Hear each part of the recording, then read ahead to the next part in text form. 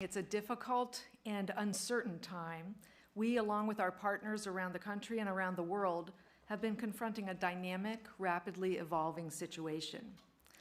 I'd like to let Americans know that CDC and our nation's public health agencies are preparing every day for this type of situation. Preparedness started long before this outbreak.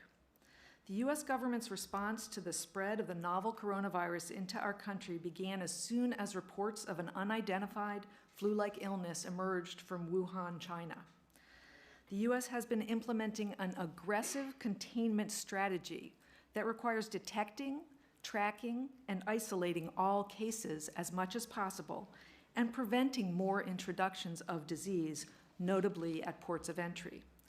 We've restricted travel into the U.S. and have issued multiple travel advisories for countries currently experiencing community spread.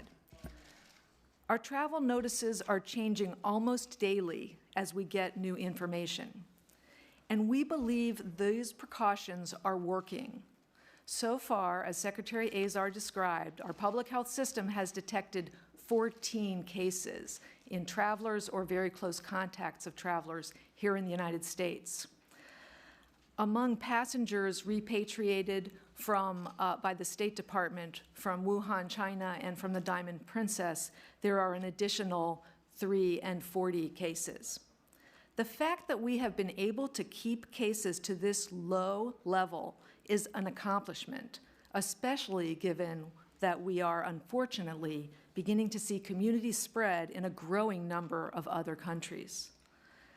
Based on what we know right now, we believe the immediate risk here in the United States remains low, and we're working hard to keep that risk low. But we must use this time to continue to prepare for the event of community transmission in the United States. Part of that preparation is educating the public and our state, local, and private sector partners about what transition from aggressive containment measures to community measures or community mitigation would look like should we end up there. Under our current aggressive containment posture, patients infected with the coronavirus who have mild or no symptoms are being placed in healthcare facilities for very close observation and isolation. That intensive level of medical care is not typically needed. As we've watched these cases and learned over the past several weeks, we realize that other approaches to management are likely fine.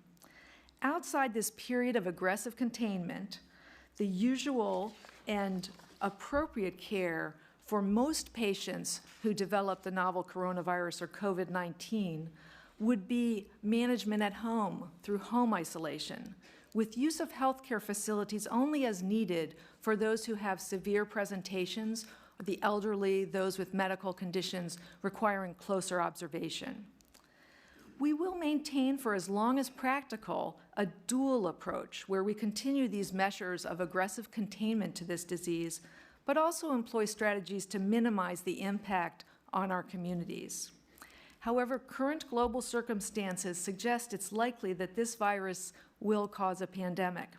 In that case, risk assessment would be different, and new strategies tailored to local circumstances would need to be implemented to blunt the impact of the disease and further slow the spread of the virus.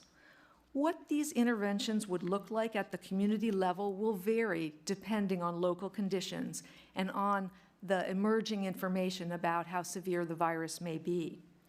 Now, it's not so much a question of if this will happen anymore, but rather more a question of exactly when this will happen and how many people in this country will become infected and how many of those will develop severe or more complicated disease.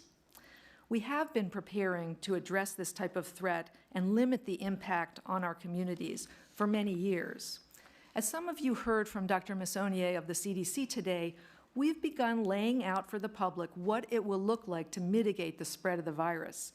There are obvious common sense tools like good hygiene, social distancing, things like staying home when you're sick, things we talk about during a difficult flu season, or things that we talked about during the 2009 H1N1 pandemic.